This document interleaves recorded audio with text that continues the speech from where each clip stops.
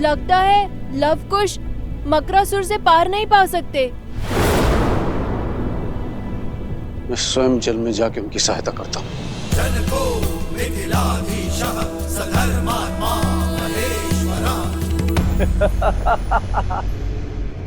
शत्रु का संहार केवल अस्त्र से नहीं, उसके साथ बोले जाने वाले दिव्य मंत्र से होता है। क्या तुम्हारे पिता ने तभी नहीं सिखाया तुम्हें?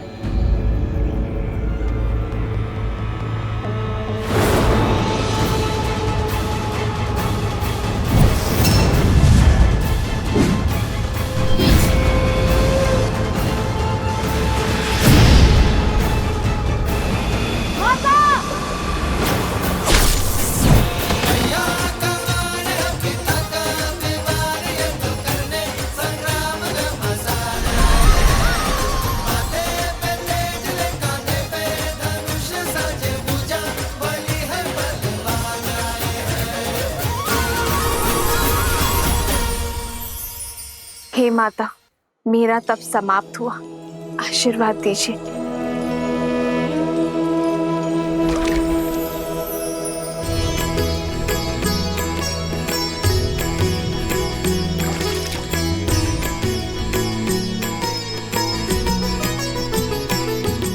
हो लव कुश बल अतुलित बड़े भाई, धीर लव कुश माता, माता।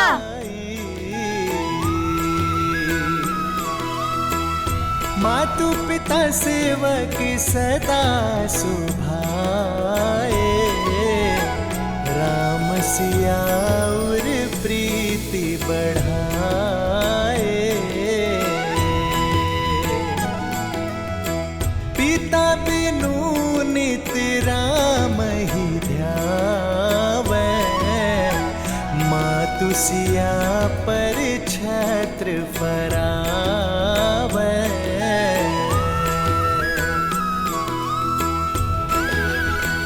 वृक्ष फिर से हरा हो गया, अर्थात लव कुश की विजय हुई। वंदनी की जय! वंदनी की जय!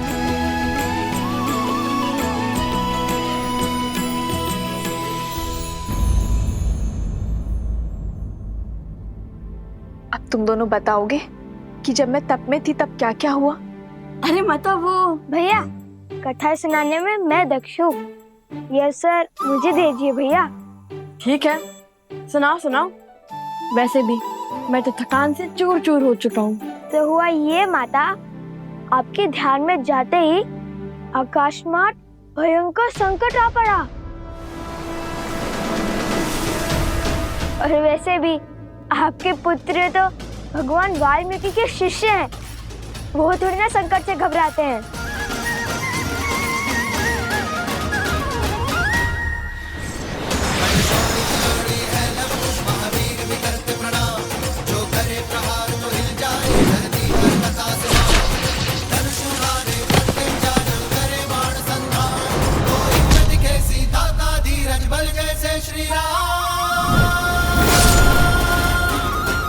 और फिर भैया ने दिव्यास्त्र चलाया। भैया, आपको तो दिव्यास्त्र का मंत्र याद ही नहीं था ना? फिर आपने दिव्यास्त्र का उपयोग कैसे किया? जिनका नाम जपने से सारे कार्य संपन्न हो जाते हैं, जिनकी भक्ति से भव सागर भी तर जाते हैं, जिनके नाम में तीनों लोक समाया है, हर तप हर जप समाया है, जिनके नाम से बड़ा ना कोई मंत्र न ही तंत्र, उन श्री राम का नाम लेकर मैंने ये दिव्यास्त्र चलाया है। अद्भुत भैया, आपने तो मुझे सोच में डाल दिया था। सुना माता, ऐसे रक्षा की भैया ने आपकी। मैंने नहीं, हम दोनों ने बताया है आपको। बातों बातों में तो मैं आपको वृद्ध के बारे में बताना ही भूल गया, जिसने हमें वो दिव्यास्त्र दिया, मकरासुर का वध करने में सहायता की, जिनके मार्गदर्शन के बिना उन मकरासुर की त्वचा को भेदना असंभव था। किसकी बात कर रहे हो तुम दोनों? मिथिला नरेश महाराज जनक।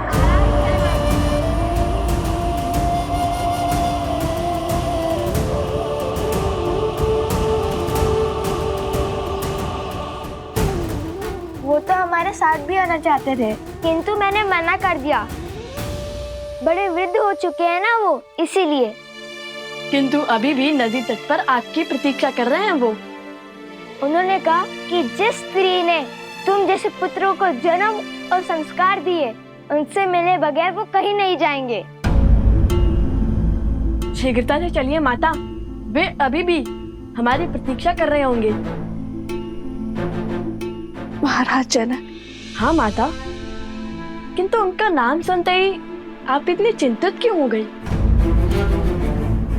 माता, संकट टल चुका है, अब सारी चिंता छोड़िए और हमारे साथ चलिए।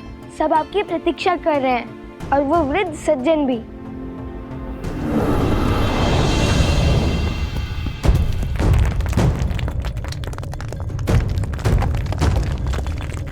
ये क्या हो रहा है? लगता है संकट के बादल अभी नहीं छटे हैं। नहीं पुत्र, ये तो धर्म की जीत का नाद है। पाप के अंत के साथ पाप की सत्ता का भी तो अंत होना चाहिए ना। किंतु माता फल्गु हमें निकलने तो देती। लव, कुश, तुम दोनों किस ओर से आए थे? चलो।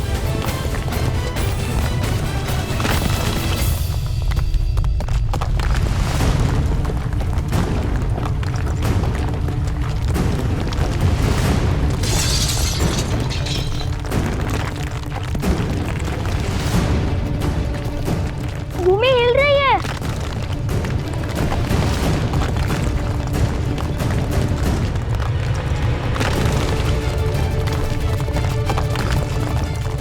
मारे गए। नहीं पुत्र, मारा वो जाता है जो अपना साहस खोता है। हम लोग पूरी आशा के साथ आगे बढ़ेंगे।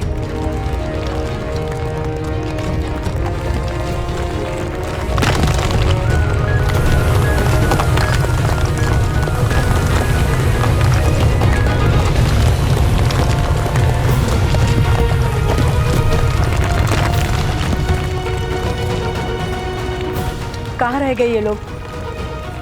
अब तक तो उन्हें आ जाना चाहिए था। मेरा मन तो बहुत घबरा रहा है। धर्म की रक्षा करने वालों को अधर्म कभी भी हरा नहीं सकता। वो आते ही होंगे। लव कुश, मेरा हाथ थामो। हाथ तो आप मेरा थामिए माता। इस रहम का ज्वार में मेरा हाथ छूट सकता है, किंतु यदि आपने मेरा हाथ थामा तो कभी नहीं छूटेगा।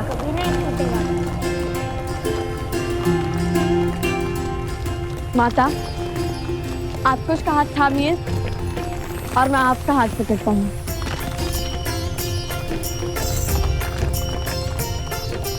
आज न माता पुत्रों का हाथ छोड़ेंगी और न पुत्र माता का वचन है। रघुकुल रीत सदा चली आई, प्राण जाए पर वचन न जाए। राम सिया राम जय जय राम। अधर्म तो मर गया, अब धर्म और मर्यादा की रक्षा आप करना फाल्गु माता।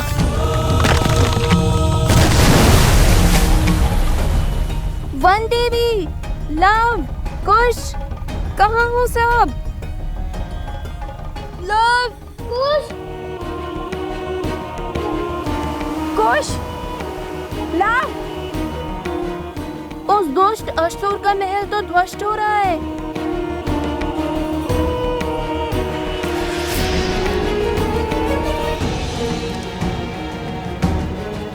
कहीं लव कुश और वंदेवी को कुछ नहीं होगा उन्हें।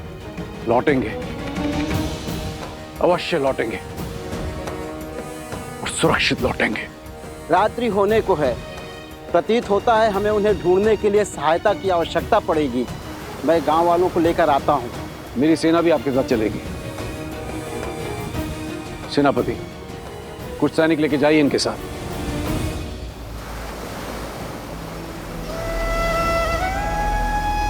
हे नारायण, रक्षा कर।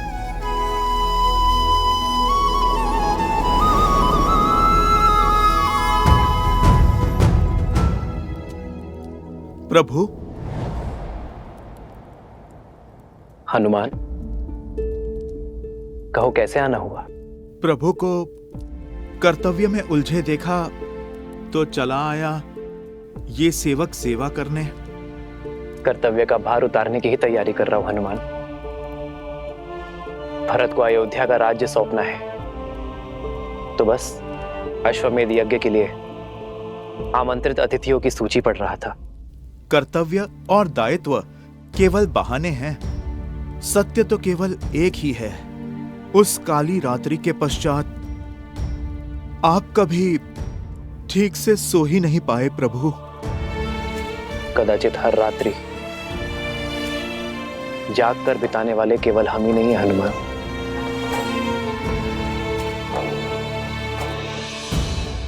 महाराज जनक,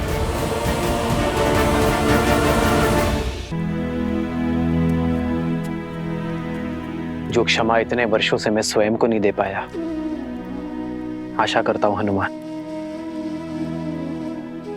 कि मेरी सीता के माता पिता वो क्षमा मुझे दे पाए। प्रभु बड़े ज्ञानी है महाराज जनक।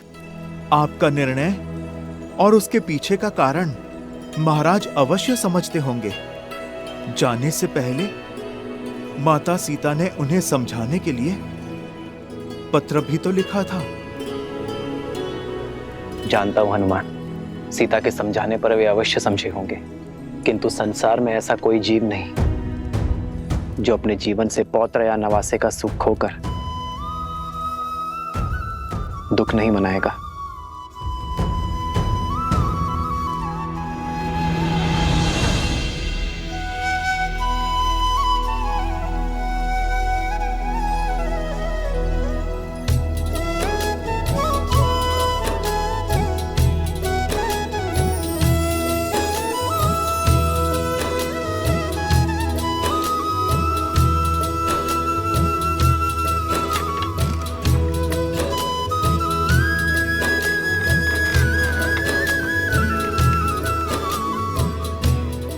आनंद आ गया। क्या यात्रा थी। लगा मानो देवी फल्गु ने गोद में उठाकर प्रेम भरा झूला झुलाया हो। धर्म के पथ पर कठिनाइयों की धूप के साथ साथ सुकर्मों की शीतल छांव भी आती है पुत्रों। माता शीघ्र चलिए, महाराज जनक आपकी प्रतीक्षा कर रहे हैं। तो क्या हुआ, भक्त को भगवान की प्रतीक्षा करनी ही पड़ती है। वन देवी है, इतनी सरलता से थोड़ी ही ना जाएंगी कि माता। चले माता। नहीं,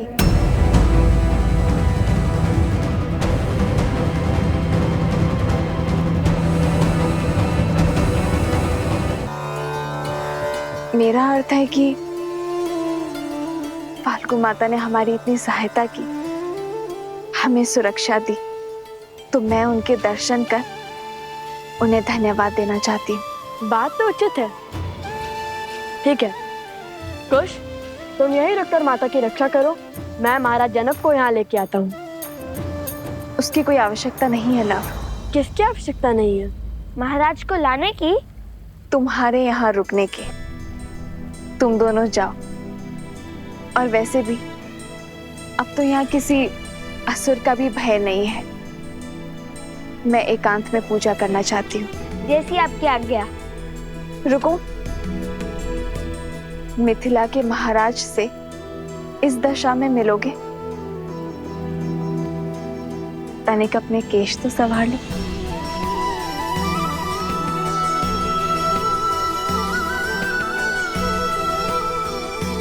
देखो अब कितने सुंदर दिख रहे हो। और हाँ, याद रहे महाराज जनक मेरे पिता के समान है, तो उनके आदर में कोई कमी नहीं रहनी चाहिए। समझे तुम दोनों? समझे लो भैया, पूरे सम्मान से बात करना। ये लव के लिए नहीं, ये उपदेश तुम्हारे लिए था नटकर। समझ गया।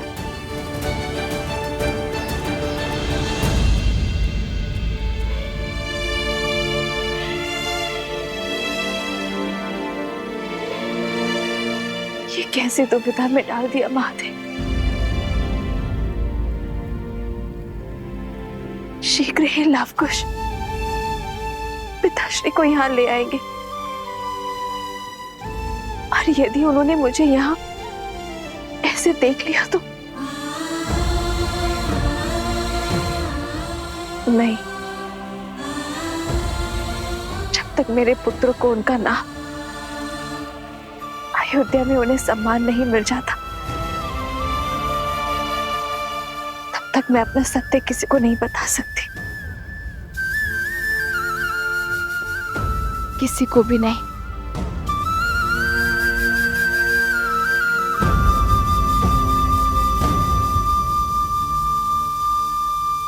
पूरी अयोध्या की प्रिय बन गई, श्री राम की अर्धांगिनी बन गई। भला आपको कैसा दुख, कैसी चिंता? आप चिंतित ना हो महाराज, हम शीघ्र ही अयोध्या जाकर श्री राम और देवी सीता को आपकी कुशलता का क्षण पहुंचाएंगे। अयोध्या? हाँ, अयोध्या, आपकी पुत्री का राज्य, उनका घर, जहाँ वो श्री राम के साथ सुख से रहती हैं।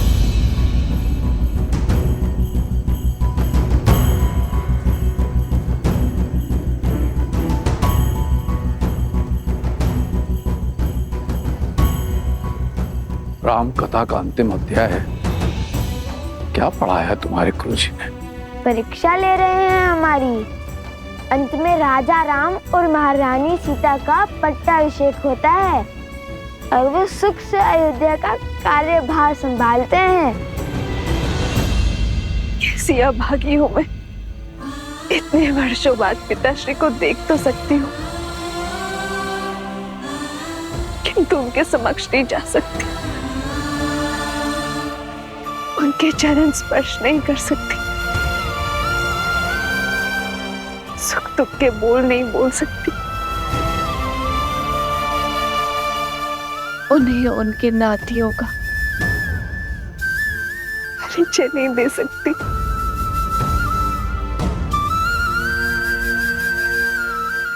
हे प्रभु, कैसा धर्म संकट है ये।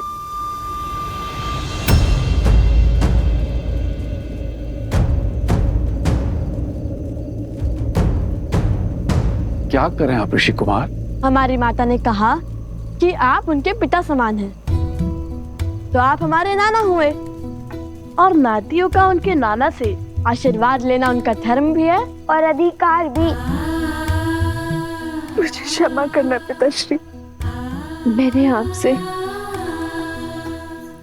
अपने नातियों के साथ खेलने का सुख, उनके बालपन में अपनी संतान का बालपन जीने का सुख, उन्हें कथाएं सुनाने का सुख, उनके मुख से नाना शब्द सुनने का सुख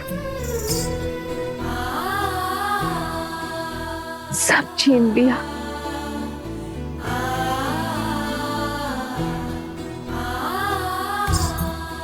कितने अभागे हैं मेरे लव कुश, जो मिथिला के ज्ञान से वंचित है। ननिहाल में उन्हें मिलने वाले प्रेम से दूर रह गई मेरे लव कुश। अब तो साक्षात देवी सीता के पिता और श्री राम के ससुर हैं। हमें शीघ्र ही उनसे भेंट करने का आशीर्वाद दे दीजिए ना। आशीर्वाद के लोभ से प्रणाम? हाँ, जानता हूँ, लोग से प्रणाम करना बुरी बात होती है। किसी के आगे नतमस्तक केवल सम्मान के लिए हुआ जाता है, किंतु मुझे लोभ आशीर्वाद का नहीं, श्री राम और माता सीता से मिलने का है।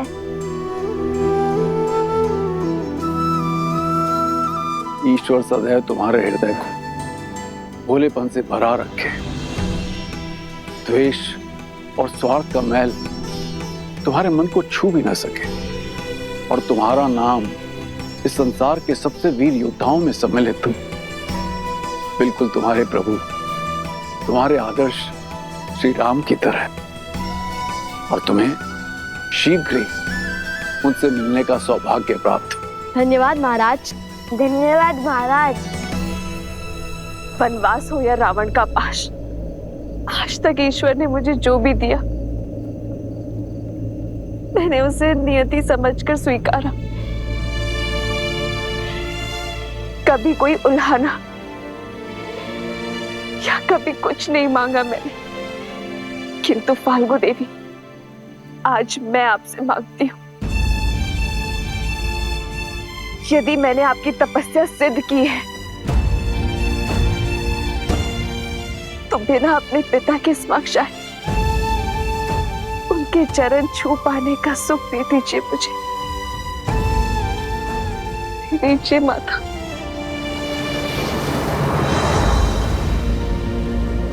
तुम दोनों से मिलकर लगता है कि तुम दोनों मेरे अपने हो, मेरा अपना अंग। जाने की इच्छा तो नहीं हो रही, किंतु जाना होगा, समय हो चला है। क्या तुम मेरे जाने से पूर्व मुझे अपनी माता से मिलवा सकते हो? मैं उनके दर्शन करना चाहता हूँ। अवश्य, क्यों नहीं। मुझे भी वन देवी के दर्शन करने हैं पुत्र।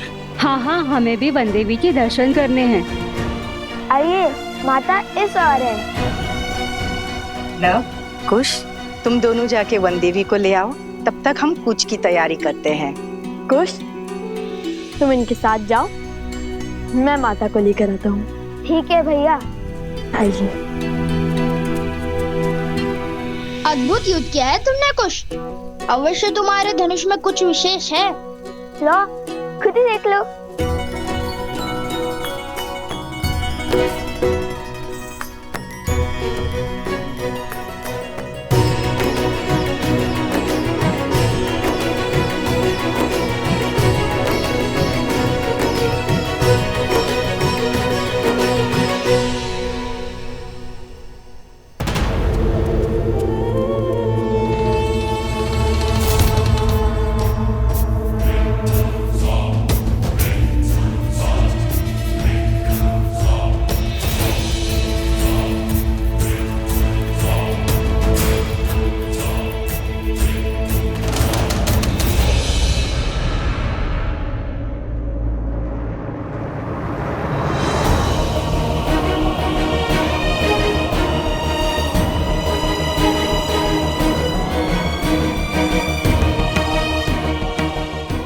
मेरी विनती सुनिए फाल्गु माता, मेरी विनती सुनिए।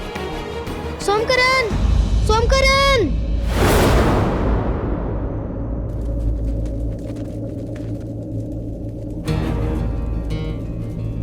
कुश, कुछ तो अनिष्ट है।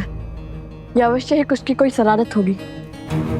आप सब यहीं रुकिए, मैं आता हूँ। सैनिकों, लव के साथ जाओ।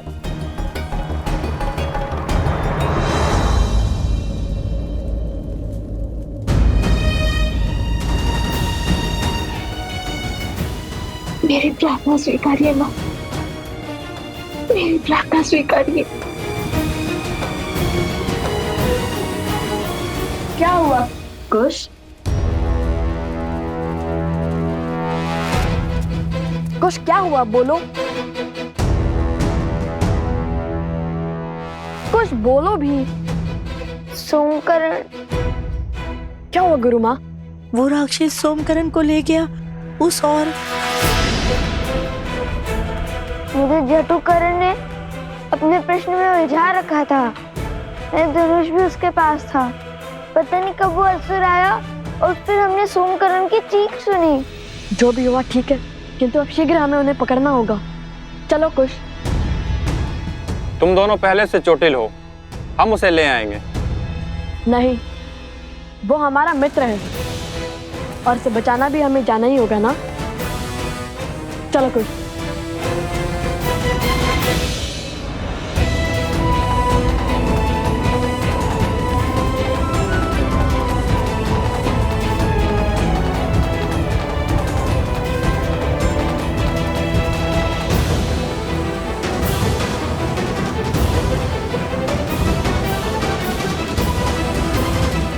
सीता,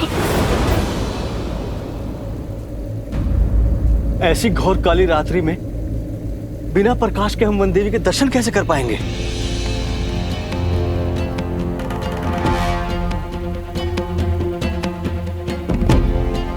जाओ, वो दीप ले आओ।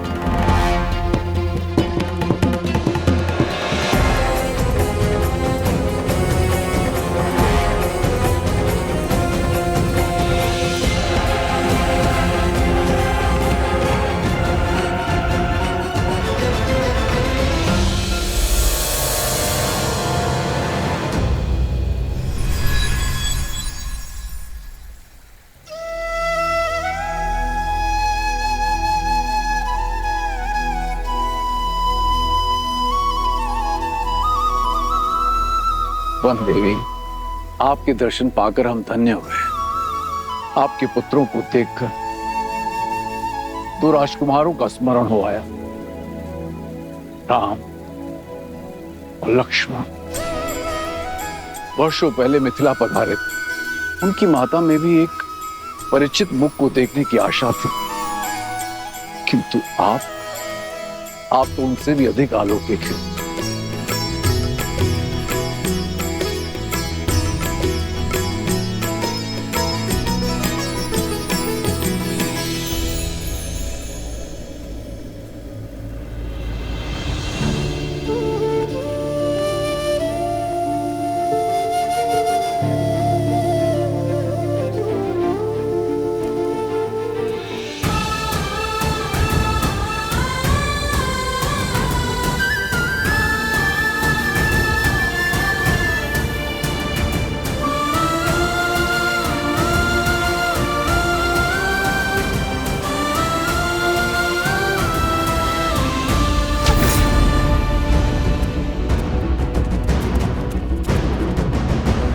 उस और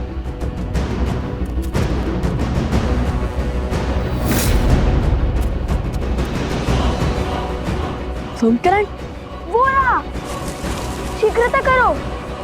रुको।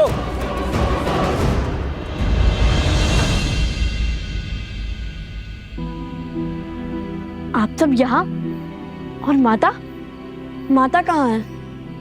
मैंने वन देवी के दर्शन पाने का सौभाग्य पा लिया है। वो अभी भी मौन धारण किए देवी फाल्गु की आराधना में लीन है। मेरी इच्छा पूर्ण करने के लिए, मुझे ये सुख देने के लिए धन्यवाद माता। ये मेरा नहीं, आपके सुकर्मों का, आपकी शुद्ध भक्ति का प्रताप है देवी सीता। मैं आपके तप से प्रसन्न हुई, परंतु अब मुझे आपके पुत्रों से कुछ चाहिए। मेरे पुत्रों से? क्या माता? ऋषिवर, आपने हमें क्यों रोका? सोमकर्ण के प्राण संकट में हैं। समय नहीं है हमारे पास। कुछ नहीं होगा तुम्हारे मित्र को, क्योंकि उस असुर को सोमकर्ण के नहीं, तुम्हारे प्राण चाहिए। अपने राजा मकरासुर की मृत्यु का प्रतिशोध चाहिए। तो क्या अपने प्राण बचाने के लिए अपने मित्र के प्राण दांव पर लगाएंगे हम? कदापि नहीं। उचित कहा भैया। वैसे भी जिस राजा को मार गिराया, उसके सेवक को तो यूं धराशायी कर देंगे हम। इसमें कोई संदेह नहीं है कि वो असुर तुम्हारे वीरता के समक्ष टिक पाए। इतने घमासान युद्ध के बाद भी तुम्हारा साहस देख अत्यंत प्रसन्नता हो रही है। ये मेरा सौभाग्य होता यदि मुझे तुम्हारे साथ युद्ध करने का अवसर मिलता। किंतु हमारे तो आपसे कोई पैर ही नहीं है, फिर आप क्यों हमारे साथ युद्ध करना चाहते हैं? कुश, वे हमारे साथ असुरों से युद्ध करना चाहते हैं, हमारे विरुद्ध नहीं। ओह, परंतु आपकी आयु? जानता हूं, वृद्ध हो चुका हूं, इसीलिए तुम्हें संकोच है। किंतु मैंने इस आयु तक जो अर्जित किया है, उसकी सहायता अवश्य लेना।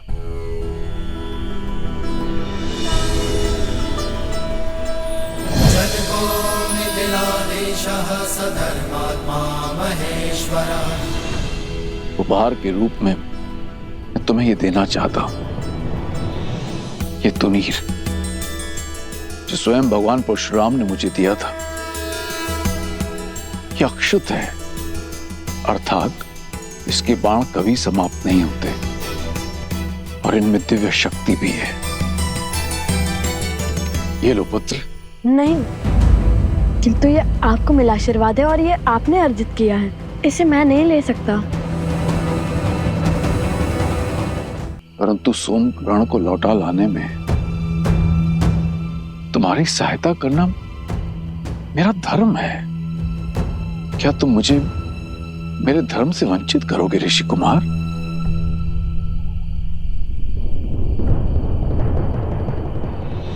दिव्य ज्ञान विभूषितः सिद्धि संपन्न एव च विदेहेश्वास दुर्लभो लोकेश्वपि सुदुर्लभः लोकेश्वपि सुदुर्लभः। विजयी भव। अब आप जाइए महाराज और हमारे लिए चिंतित ना हो। हाँ, यदि श्री राम ने चाहा तो हम शीघ्र ही ये भेंट लौटाने आएंगे।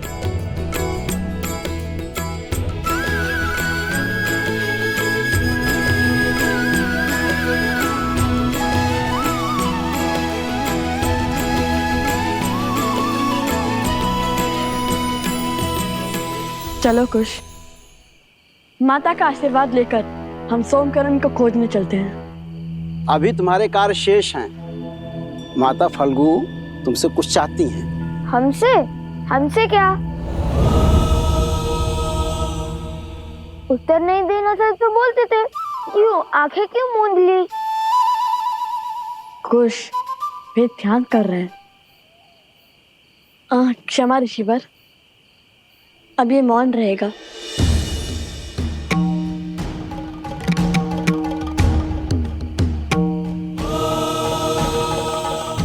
आदेश दे देवी, क्या करना है मेरे पुत्रों को?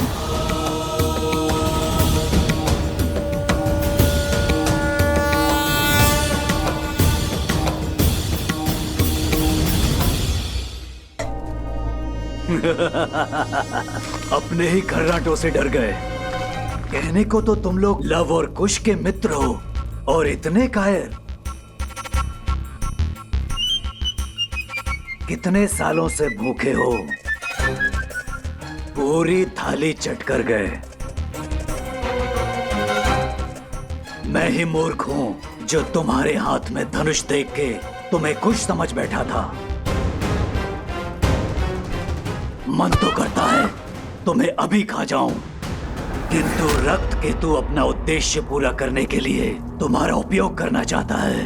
रक्त केतु? वो मायावी असुर जो रक्त बहने पर मरता नहीं है, बल्कि अपना रक्त बढ़ाता जाता है। वो दूसरों के रक्त पर ही पलता है, उसके रक्त की एक एक बूंद चूस लेता है। तुम्हें लव कुश की शक्ति का बोध नहीं है? वो किसी भी स्थिति परिस्थिति से लड़कर मुझे खोज लेंगे। यही तो चाहता है रक्त केतु। लव और कुश उन तक पहुंचे, यहाँ आए।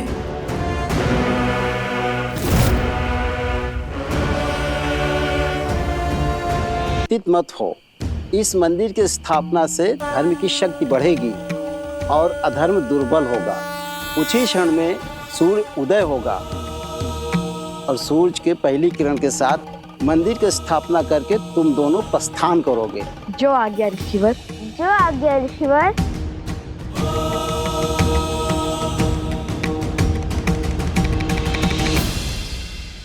माता,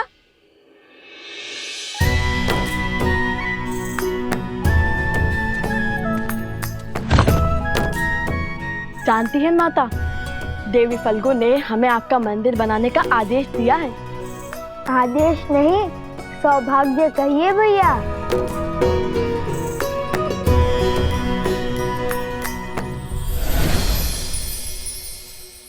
देखिए माता, महाराज जनक का तुनीर उन्होंने उपहार में दिया है हमें।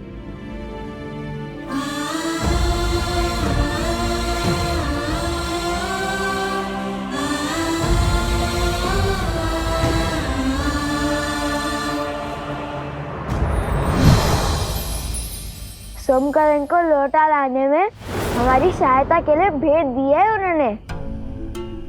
सोमकरण, क्या हुआ है उसे? माता, मकरासुर का एक असुर सैनिक उसे उठा ले गया।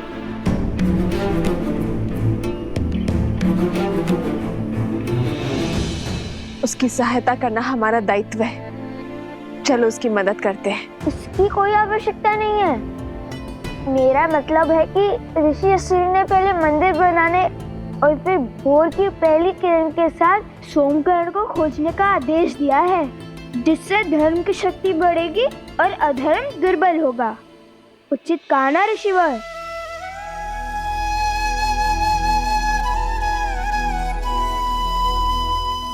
ऋषिवर सोमकरण। चिंतित ना हो देवी, लवकुश सोमकरण को अवश्य खोज लाएंगे, किंतु देवी फल्गु की इच्छा पूरी किए बिना उनका यहाँ से प्रस्थान अनुचित होगा। जैसी देवी फल्गु की इच्छा। आप विश्वास रखिए माता, कल भोर तक आपका मंदिर भी बन जाएगा और हम सोमकरण को लाने के लिए निकल चुके होंगे। कुछ नहीं होने देंगे हम सोमकरण को। वही तो है जो मेरी हर कथा पर 100% विश्वास करता है। ना कोई प्रश्न पूछता है और ना कोई उत्तर चाहता है। अपने परम मित्र को प्राण देकर भी बचाऊंगा मैं। अब मंदिर निर्माण करते हैं, तो ये कथा भी तो सोमकरण को सुनानी होगी ना।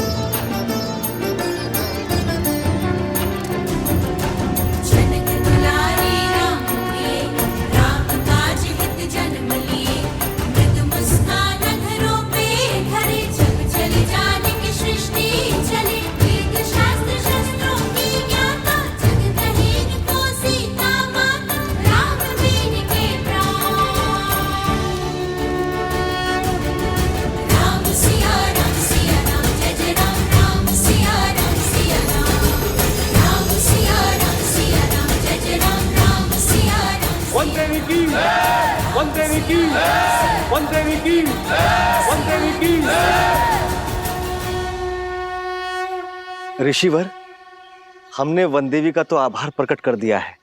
अब बारी उनके पुत्रों को धन्यवाद देने की है। हम सब उनके आभारी हैं ऋषिवर। मैया का मान है, पिता का विवाद, ये तो करने संग्राम का मजा आए हैं। माथे पे तेज ले, कांधे पे धनुष साजे पूजा, बलि है बलवान आए हैं। देख रहे हो भैया, पहले तुनीर, अब ये सीधा मंदिर। माता ने क्या कहा था कि धर्म के पथ पर धूप भी होती है और छांव भी। समझ गया।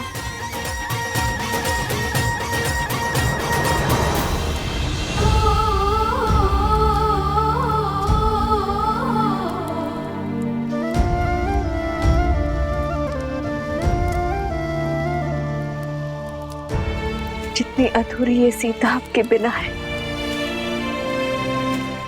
उतना ही अधूरा ये मंदिर आपके बिना है श्री राम।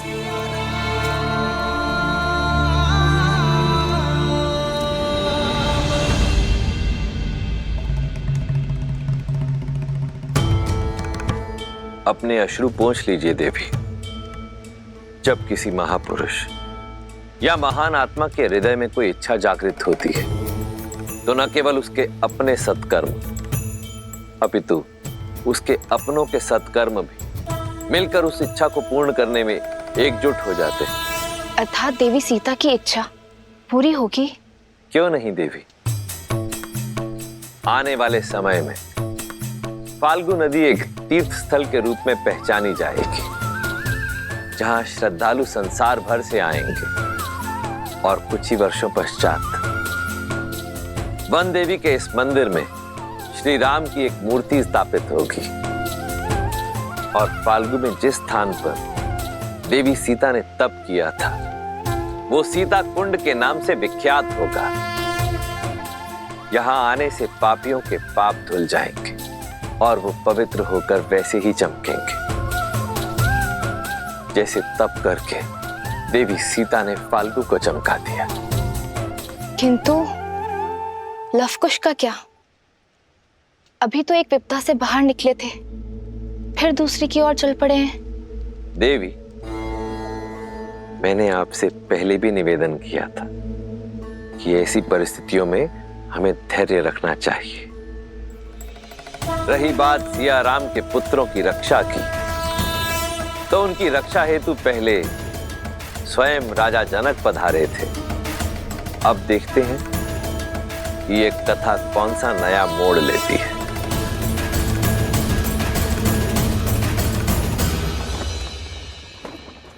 क्षमा करें प्रभु, मुझे नहीं लगता कि भरत भैया आपका ये आदेश स्वीकार करेंगे।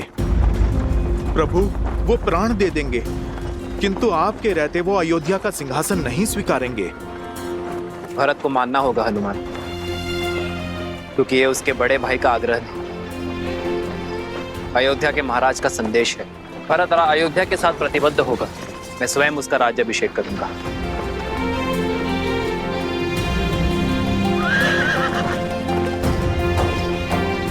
रथ क्यों रोका सारथी?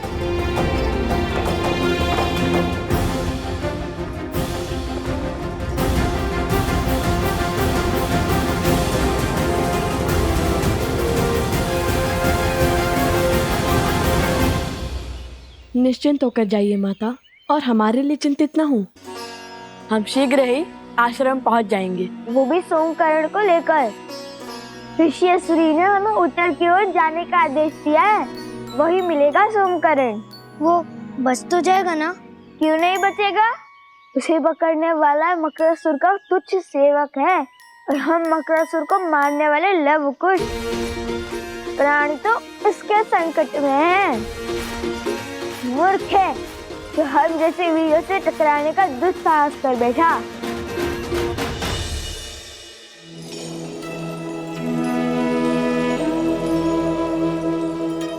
अपना ख्याल रखना। जी माता।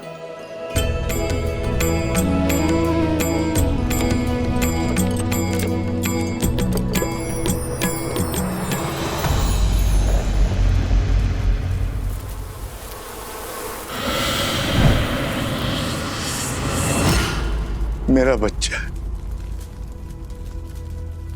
चंद्रबाबू,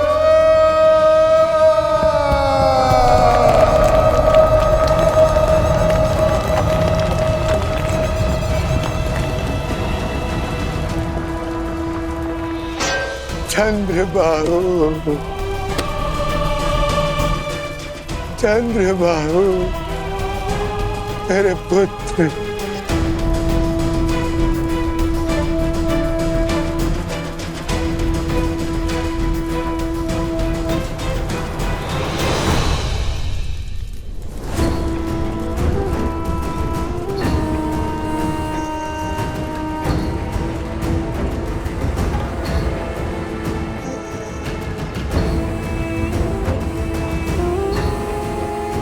बहुत प्रसन्न होगी ना तुम? प्रसन्न होगी ना अपने पति को छलकर अपने पत्नी धर्म से विमुख होगा? अरे जिसके प्राण ले लिए उसके लिए विलाप का स्वांग क्यों? तुमने मारा है मेरे पुत्र को, तुमने।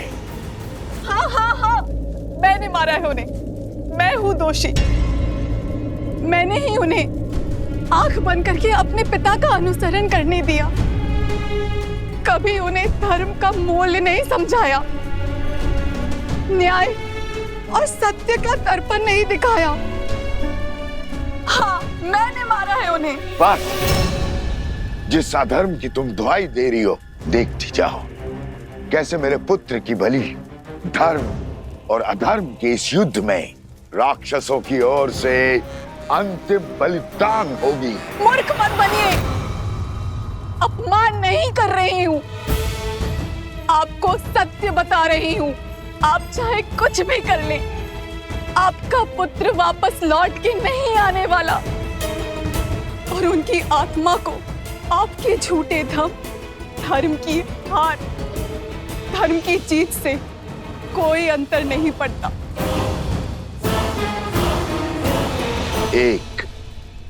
केवल एक कार्य था तुम्हारा, ब्रह्म मंत्र का जाप, उसमें भी मात खा गई।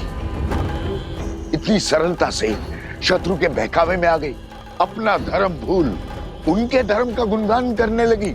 जो स्वयं शस्त्र नहीं उठा पाते वो सदा नारी को अपनी ढाल बनाते हैं।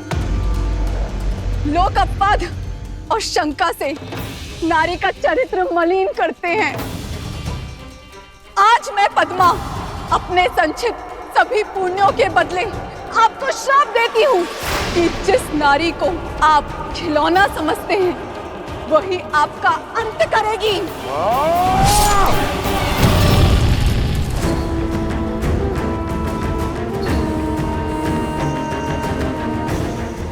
जिस नारी को आप खिलौना समझते हैं वही आपका अंत करेगी।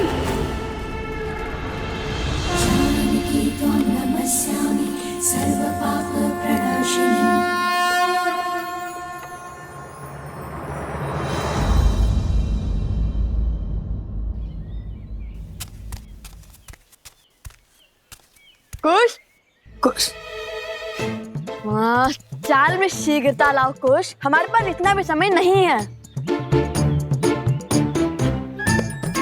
भैया वो देखिए आम।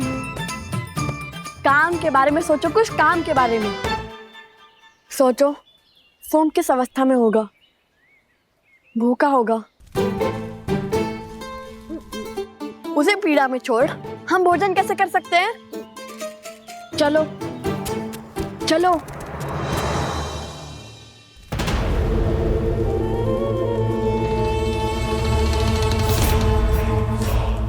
रक्त केतु,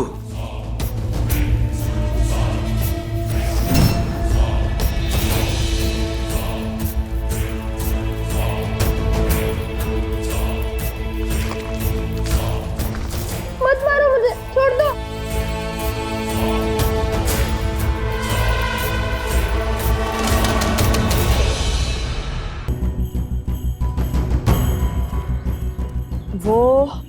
वो इस ओर गया होगा, क्योंकि अन्य दिशाओं में तो राजा श्री राम का राज्य फैला हुआ है। वो उसी ओर गया होगा। होगा नहीं भैया, होंगे। असुर भेड़ियों की भांति होते हैं, झुंड में घूमते हैं।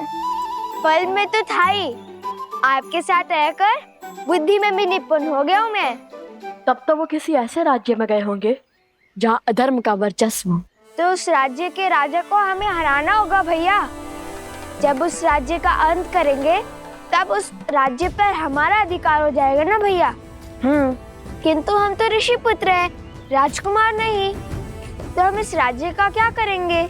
हम वो राज्य श्री राम के चरणों में अर्पित कर देंगे। चलो शीघ्र चलते हैं।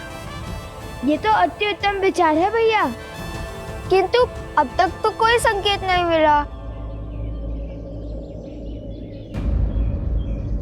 भैया ये तो सोमकरण का कुंडल है।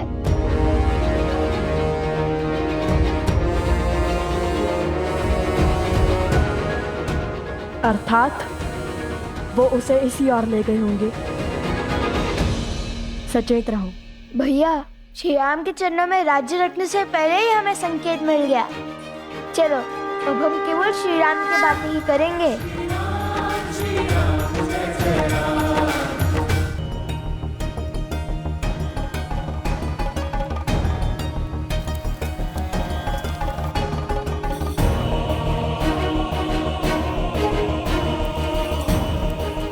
महाराज की जय हो। ये यज्ञ कैसा आ रही सुमंत? आपके भाई पितृ यज्ञ कर रहे हैं श्री राम।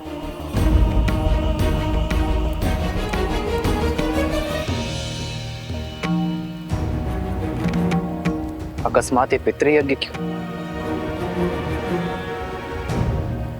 आर्य सुमंत, प्रभु के प्रश्न का आप उत्तर दीजिए। आपने युद्ध से लौटकर राजकुमार भरत को राजभार संभालने का निर्णय किया था। और वो अपने राजा की आज्ञा को ठुकरा नहीं सकती, इसलिए वो ये यज्ञ कर रहा है।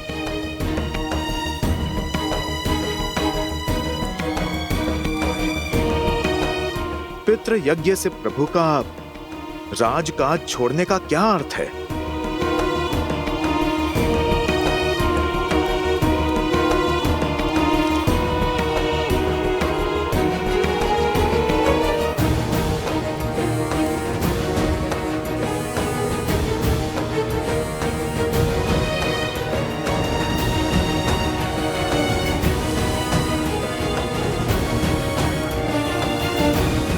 भैया आ गए।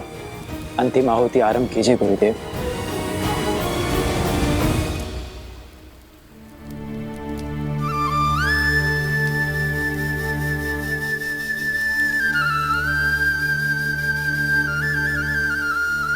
भरत के इस निर्णय का मुझसे क्या संबंध? जानता हूं मैं।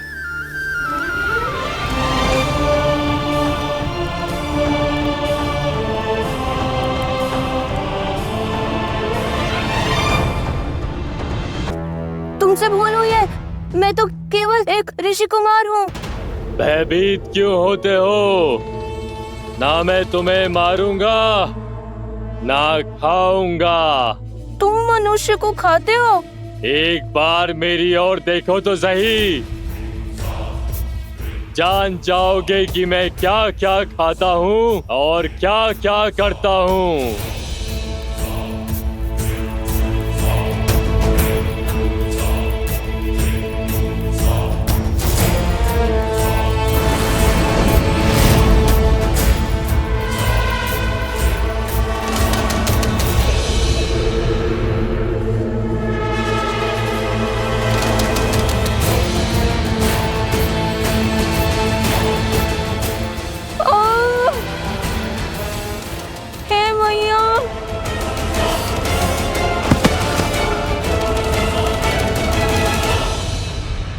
महाराज, सहस्त्रमुख रावण को सूचित किया। आने दो उन्हें और देखने दो रक्त केतु की शक्ति। जो कार्य तुम्हारा मूर्ख मकरासुर नहीं कर पाया वो मैं करूंगा। लवकुश को अब तक इसके कुंडल मिल गए होंगे। शीघ्र वो यहाँ आएंगे और इस मायावी गुफा में लुप्त हो जाएंगे।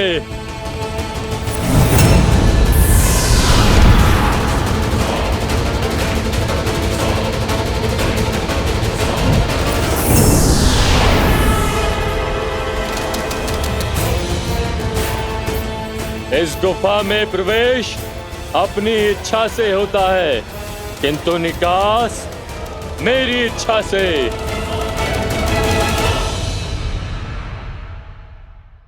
लो भैया, लो। इतना क्यों चिल्लाते हो? ये देखो, ये तो सोमकर्ण का वस्त्र है। हम उचित मार्ग पर हैं। चलो।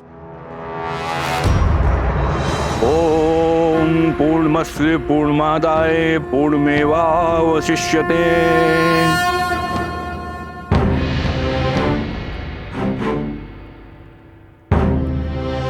मेरे साथ बोलिए।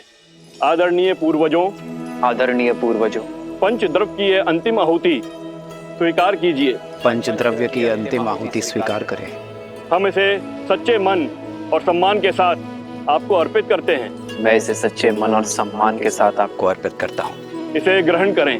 इसे ग्रहण करें। पितृ इस दुविधा में कैसे सहायक होंगे?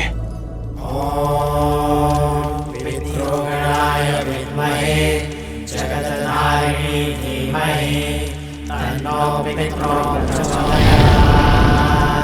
ओम देवताभ्यः पितृभ्यः महायोगिभ्यः एव च नमः। स्वाहायै स्वधायै नित्यमेव नमो नमः।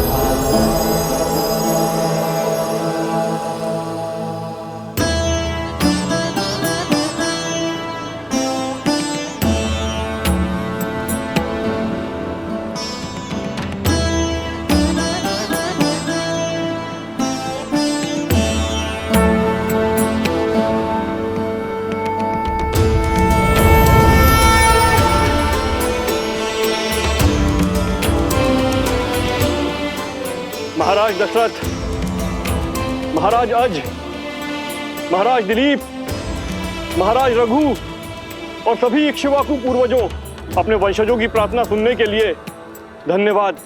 आपके कुल को आपके मार्गदर्शन की आवश्यकता है।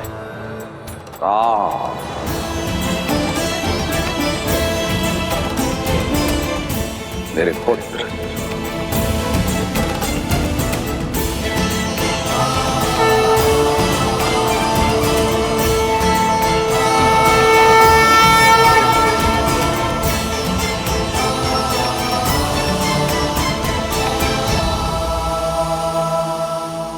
प्रणिपात पिताश्री। आयुष्मान भव पुत्रो। आप सबको भी मेरा प्रणिपात। हम तुम्हारी दुविधा से अवगत हैं और भरत तुम्हारी दुविधा से भी। जो हाल मैं सोच रहा हूं पिताजी, उसकी पुष्टि कीजिए, आप परामर्श दीजिए। इसमें कोई संदेह नहीं कि भरत शासन संभालने के योग्य है और भरत के शासन में अयोध्या एक श्रेष्ठ राज्य बन सकता है। किंतु इस समय आर्यवर्त को उसकी आवश्यकता है जिसने अयोध्या की सीमा के पार जाकर सुदूर दक्षिण तक धर्म और मर्यादा का प्रसार किया है, जिसने वानर जाति को प्रशिक्षित कर इस योग्य बनाया कि वो अधर्मी असुरों को पराजित कर सके। आज अयोध्या को आवश्यकता है धर्म की स्थापना करने वाले राम की। राज्य को प्रगति देना और अपने पूर्वजों को गति देना तुम्हारा कर्तव्य है राम। यदि राम और उसके पुत्र अयोध्या के सिंहासन पर नहीं बैठेंगे तो रघुकुल का सम्मान और हमारा मान तुम्हें हो जाएगा। श्री राम श्री राम श्री राम। हम तुम्हारे सभी पूर्वज गति नहीं पा पाएंगे पुत्र राम। हमने तो तुम्हें उचित मार्ग दिखा दिया, अब उस पर चलना ना चलना तुम्हारा चयन है। मंगल भवन मंगल हारी, द्रवहु सुदस आयुष्मान भव पुत्रो। धर्म की जय हो, सूर्य वंश की जय हो।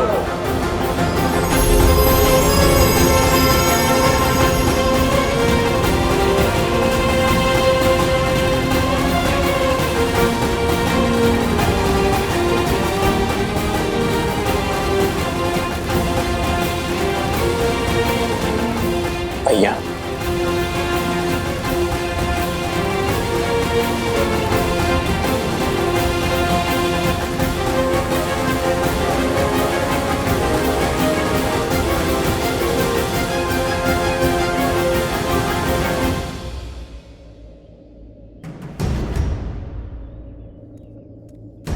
यहाँ तक तो ले आया सोम, फिर आगे क्या फेंका होगा? धोती और फिर कॉपिन।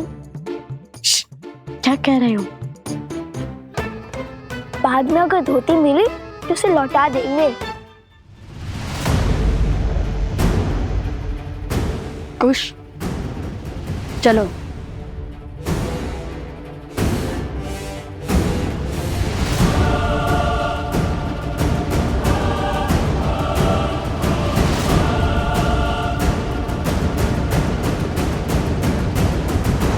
जानता हूं कि तुम परिस्थितियों के पाश में उलझे हुए हो राम, किंतु मनुष्य को अनगिनत कर्तव्यों में से सदा सबसे पहले सबसे महत्वपूर्ण कर्तव्य को प्राथमिकता देनी चाहिए।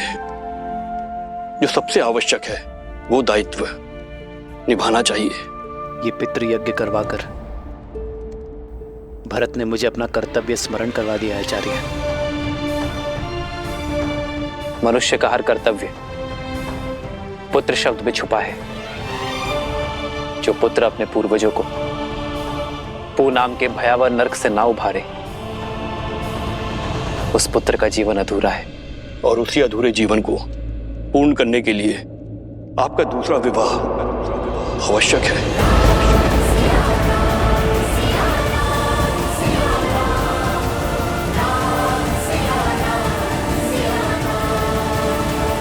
यदि आपने अयोध्या के सिंहासन का त्याग किया तो प्रजा और पूर्वज दोनों के हृदय को दुख पहुंचेगा।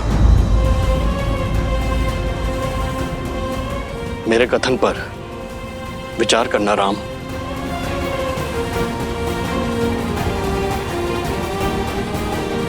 जी आचार्य। कल्याण।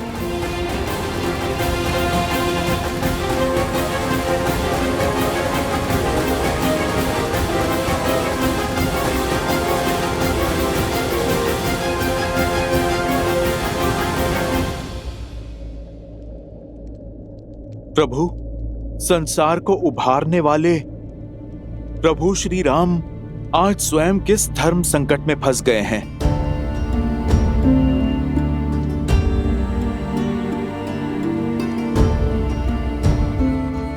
ये समय तो आना ही था हनुमान। वास्तविक धर्म युद्ध लंका में नहीं, अयोध्या में है। मैंने अपना कर्तव्य निभाने के लिए सीता का त्याग तो कर दिया, अपने हृदय से सीता को दूर कभी नहीं कर पाया। कारण चाहे जो भी हो, यदि आज मैंने दूसरा विवाह किया तो ये समस्त समाज इसे अनुचित उदाहरण मान स्त्री के विरुद्ध अन्याय करता रहेगा। यदि धर्म की मूरत सीता को अन्याय मिला तो ये समूची स्त्री जाति कभी न्याय नहीं पा सकेगी हनुमान। प्रभु, तब तो सीता मैया को लौटने का अवसर मिलना चाहिए। इतने वर्षों आप दोनों ने जो तप किया, अब उसका फल आपको मिलना चाहिए प्रभु। सोमकरण अवश्य ही भीतर बंदी होगा।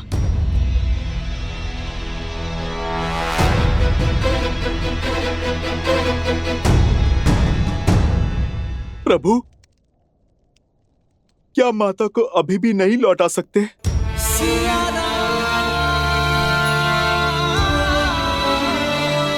अभी भी असुर और असुरी सोच जीवित है हनुमान। अधर्म को जड़ से निकालने में अब भी समय है। हमारी छोटी सी भूल लोक अपवाद की चिंगारी को भड़का सकती है।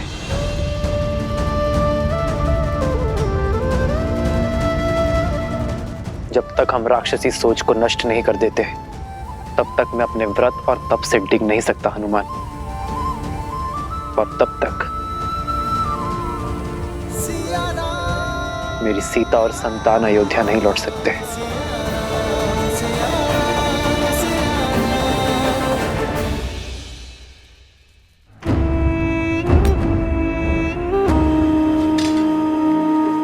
चाटुकारिता करके 4 पग भी आगे नहीं बढ़ पाओगे। उठो और क्रोधित मत करो मुझे। सिंह समझकर बकरी उठा लाए हो मूर्ख। भूल तो हुई है, फिर सोचा ले आए ही हैं तो उन तक पहुंचने की सीढ़ी ही बना लेंगे। अद्भुत। अब तनिक मकरासुर की योजना स्मरण कराना मुझे। मौन क्यों हो? बोलो।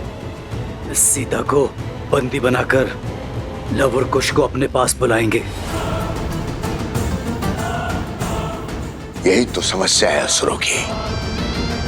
अहंकार में चूर होकर बुद्धि से ही मुख मोड़ लेते हैं, विवेक का उपयोग ही नहीं करते। बस, मैं कोई साधारण असुर नहीं हूं जो संसार से दूर नदी के तल में जीवन बिता रहा हूं।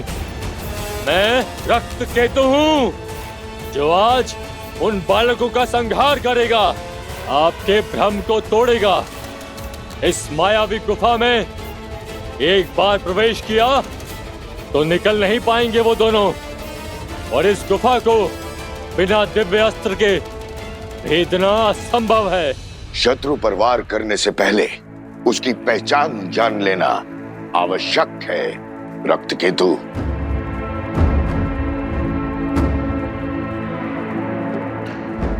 उठने का समय आ गया बालक, उठ जाओ।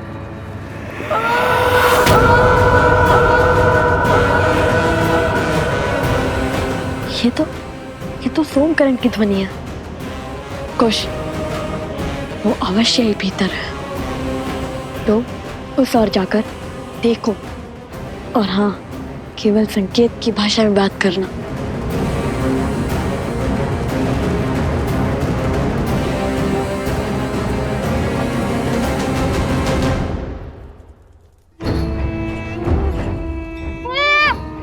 जीवित रहने की इच्छा है तो सुनो, तुम्हारे वो दो मित्र हैं, लव और कुश। तुम जानते हो वो दोनों कौन हैं? वो वन देवी के पुत्र। और ये वन देवी कौन है? लव कुश की माता।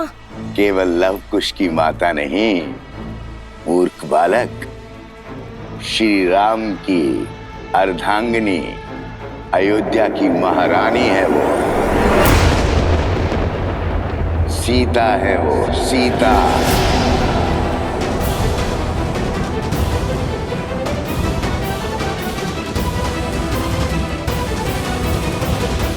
अब यदि मेरा कहा मानोगे तो जीवित छोड़ दूंगा, अन्यथा नहीं नहीं नहीं नहीं नहीं। तो जो कहूंगा वो करोगे ना? हाँ। उत्तम। तो सुनो, लव और कुश को मिथिला ले जाओ, और जब मैं वहां कहूं तो सारे समाज, सारी प्रजा के सामने, सारी मिथिला के सामने कहना कि वन देवी ही सीता है। मेरे आदेश पर यह सत्य संसार के सामने प्रकट करना, अन्यथा तुम्हारा मस्तिष्क विस्फोट से शत विशत होकर बिखर जाएगा। ऐसे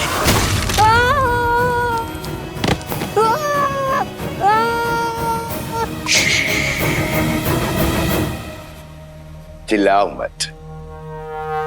सोमकर, जाओ, तुम मुक्त हुए। जैसा कहा वैसा ही करना।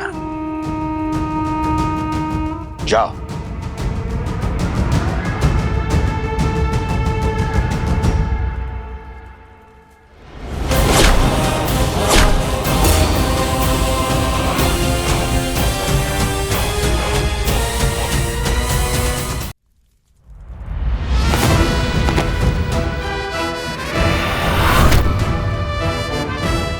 चिंतित मत हो सोमकरण, हम आ गए हैं।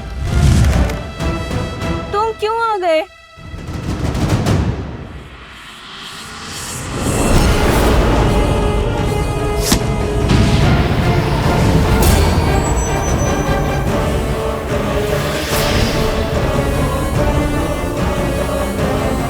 मेरी गुफा को भेद दिया, ये कैसे संभव है? जो धर्म के मार्ग पर चलते हैं, धर्म स्वयं उनकी सहायता करता है। तुम्हारे इस मायावी गुफा को भेदने के लिए महाराज जनक सहायता दे चुके हैं, और ये उनके दिव्य तुनीर से निकला हुआ दिव्यास्त्र है।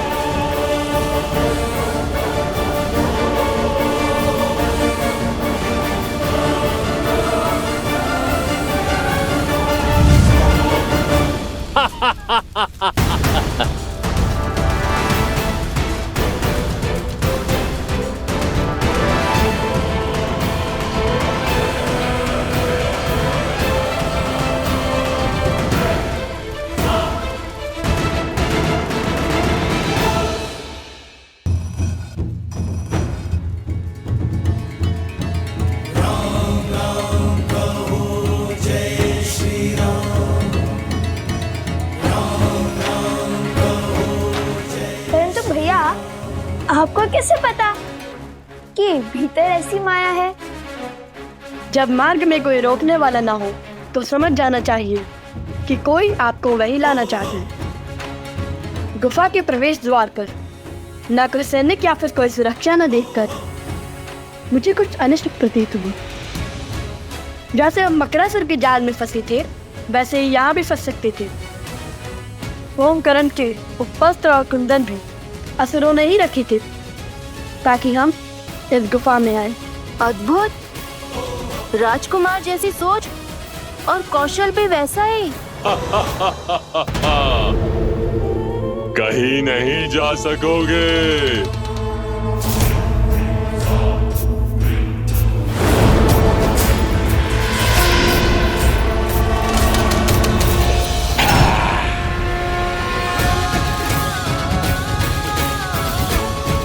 राम नाम के समक्ष कोई असुर शक्ति टिक नहीं सकती।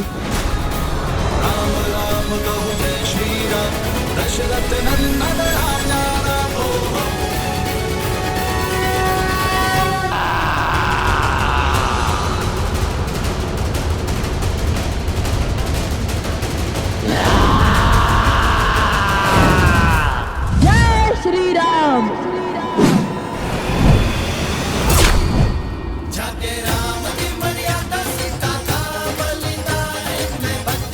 अद्भुत भैया।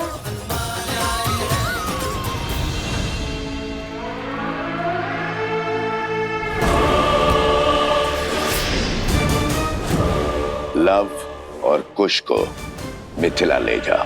सारी मिथिला के सामने कहना कि वन देवी ही सीता है। क्या हुआ? तुम्हें कुछ कहना है?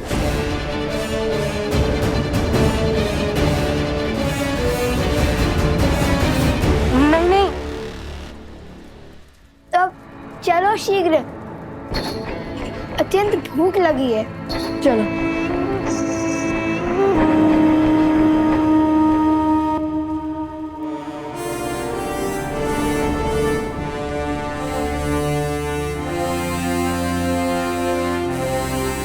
अश्वमेध यज्ञ की तैयारी आरंभ की जाएगी।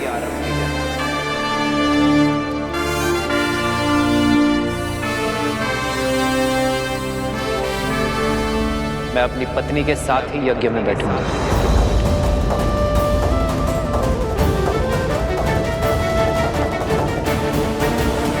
अर्थात भैया दूसरा विवाह करेंगे।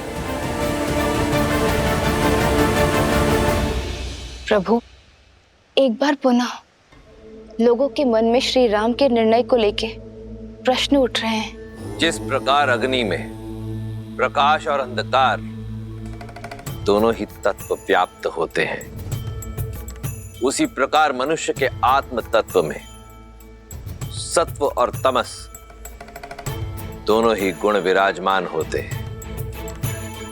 जहां एक और सत्व प्रकाश और संतोष का द्योतक होता है, वहीं दूसरी ओर तमस अंधकार और असंतोष का प्रतीक है। जिस प्रकार अग्नि स्वभाव से चंचल होती है और वायु के तनिक से संचार से फैल जाती है, उसी प्रकार मनुष्य का आत्म तत्व अर्थात उसका मन भी सदा चंचल रहता है और तृप्ति अतृप्ति, संतोष असंतोष के मध्य झूलता रहता है। किंतु समाज में स्थिरता लाने का कोई तो उपाय होगा ना महादेव? यह समाज तभी स्थिर होगा देवी, जब यह श्री राम की शरण को पूर्णतः स्वीकार कर लेगा, जब यह श्री राम के प्रत्येक निर्णय को अपना सत्य, अपना धर्म मानेगा। परंतु उसका समय अभी आया नहीं है। देखा नहीं आपने, जैसे ही नगर जनों ने यह समाचार सुना कि उनकी अयोध्या नगरी में अश्वमेध यज्ञ का आयोजन होने जा रहा है, जहां उनके राजा श्री राम अपनी पत्नी सहित यज्ञ में यजमान होंगे, तो क्षण भर में ही कितनी ही बातें होना प्रारंभ हो गई।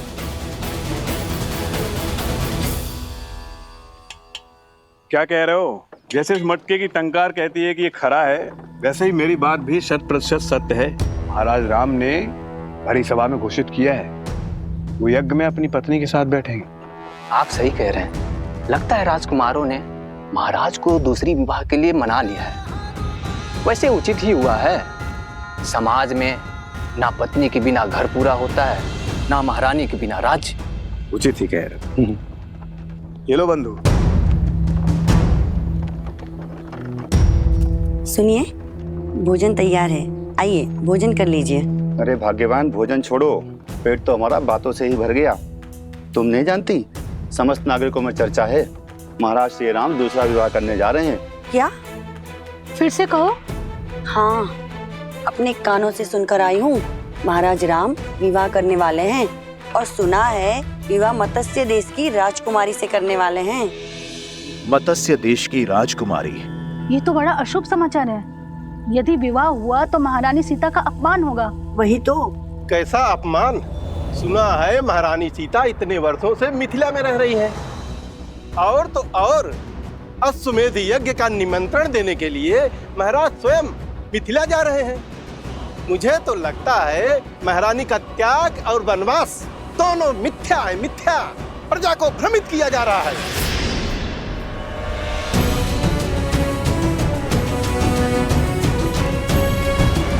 तुम्हारी सोच की भांति तुम्हें मिठाई भी भ्रष्ट है। हमारे राजा राम को झूठा कह रहे हो। अरे यदि किसी द्वार पर उनकी छाया भी पड़ जाए ना, उस घर में भी कभी कोई असत्य नहीं कहता, और तुम उन्हीं पर लांछन लगा रहे हो। बहिष्कार करो, बहिष्कार करो, बहिष्कार करो, बहिष्कार करो। बहिष्कार करने से पहले इसको इसके पापों का पुरस्कार तो मिलना चाहिए।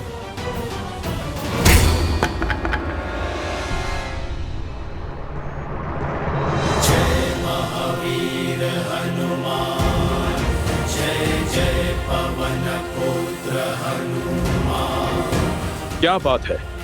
पहले लोप अपवाद था और अब बात हिंसा तक आ गई। बस करो। वाद विवाद ठीक है, किंतु राम राज में हिंसा के लिए कोई स्थान नहीं है। फिर चाहे वो प्रभु श्री राम के समर्थक ही क्यों ना हो। प्रभु का पथ तो न्याय और धर्म का है। तो ये कारण है संकट मोचन हनुमान के मुख पर संकट के भाव का। प्रभु, मैं जानता हूं कि आपने मुझे वेश बदलकर प्रजा के बीच इसलिए भेजा ताकि समाज में हो रही हर एक बात बिना किसी आवरण के आप तक पहुंचे प्रभु। परंतु प्रभु, किंतु तुम ये काज पुनः नहीं करना चाहते।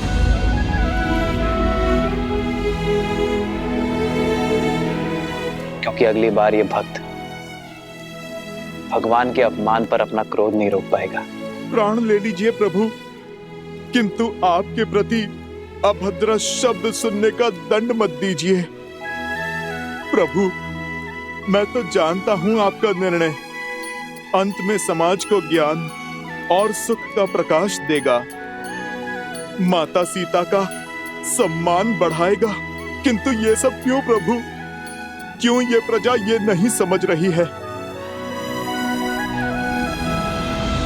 क्योंकि लोक अपवाद अभी कुछ समय के लिए ठहरा है हनुमान, पूरी भांति समाप्त नहीं हुआ है। संदेह था मुझे कि ये राक्षसी शक्तियां अश्वमेध यज्ञ के मेरे घोषणा के पश्चात पुनः प्रभावशाली होंगी। किसी अच्छे गुण को संजोने में, उसे बनाने में जीवन निकल जाता है हनुमान, किंतु उसे बिगाड़ने के लिए एक क्षण भी बहुत है। राक्षसी वृत्ति के विरुद्ध हमारा ये युद्ध बहुत लंबा है, कई चरण है उसके। सहस्त्रमुख रावण की सोच को अभी प्रजा के मन से निकालने में बहुत समय शेष है हनुमान। बहुत शुभ समाचार लाए हो बानासुर। अश्वमेध यज्ञ में राम का अपनी पत्नी के साथ बैठने की सूचना का उपयोग हम उसके विरुद्ध करेंगे। लोक अपवाद की जो अग्नि बुझ गई थी उसे फिर भड़काएंगे। तुम जो कर रहे हो करते रहो। जी महाराज, और मैं पूरी अयोध्या को यह विश्वास दिलाऊंगा कि उनके नर रूपी नारायण राजा राम केवल एक धूर्त राजनेता है। सीताराम। और सब तुम्हारी भांति पवित्र और निस्वार्थ तो नहीं होते ना हनुमान, जिन पर विकारों का प्रभाव ना हो। मानव मन अति चंचल होता है हनुमान। जिस प्रकार गर्भ में सोए अबोध शिशु की लात माता आनंद से सह लेती है, उसी प्रकार प्रजा की भूल होने पर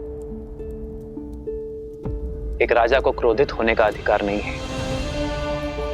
यह अश्वमेध यज्ञ मेरी प्रसिद्धि के लिए नहीं, अयोध्या के कल्याण के लिए है। हमें राक्षस और राक्षसी सोच को अयोध्या से भगाना है। इस यज्ञ के पूर्ण होने पर कोई भी आसुर या आसुरी शक्ति अयोध्या में छुपकर नहीं बैठ पाएगी।